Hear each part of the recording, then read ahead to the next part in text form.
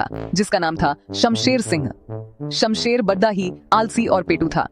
उसी जंगल में एक चतुर लोमड़ी रहती थी जिसका नाम था लाली। लाली को जंगल के उस पार जाने के लिए एक गहरी नदी पार करनी थी और उसे पता था कि शमशेर ही उसकी मदद कर सकता है। लाली शमशेर के पास गई।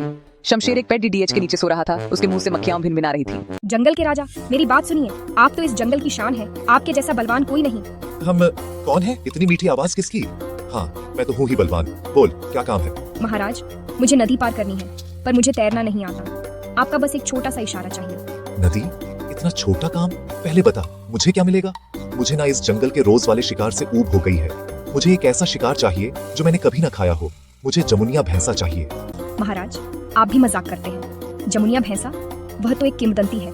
सिर्फ कहानियों में होता है, जो जामुनी रंग का हो और जिसका मांस जामुन जैसा मीठा हो। झूठ! मेरे दादाजी ने एक बार देखा था। अगर तू मुझे जमुनिया भैंसा ढूंढ कर देगी तो मैं तुझे नदी क्या पूरा समुद्र पार करा दूंगा। नहीं तो जा और अपनी नाव खुद बना। ठीक है महाराज, वादा रहा। मैं आपको जमुनिया भैंसा ढूंढ कर दूंगी, पर मेरी एक शर्त है। वह भैंसा बड्डा ही चालाक होता है। उसे पकड़ दहने के लिए आपको मेरा कहा हर काम करना होगा।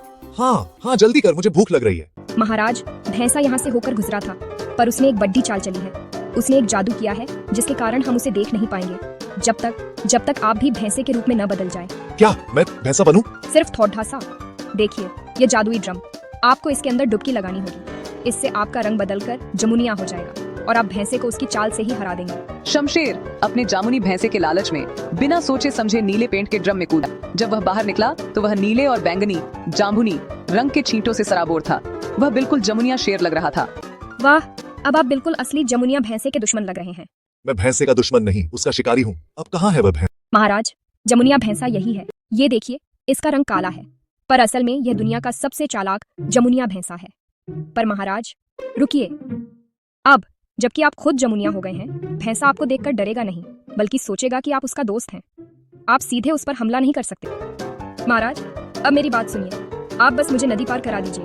मैं उसे झादियों में छिपा दूंगी, फिर आप उसे आराम से पकड़ लेना। फाइनल सीन काम बन गया। धन्यवाद जमुनिया राजा, आपका काम हो गया। जमुनिया भैंसा तो आप खुद हैं और मेरा काम भी। धोखेबाज! ये कैसा जमुनिया भैंसा है? यह मेरी सफर की फीस थी महाराज।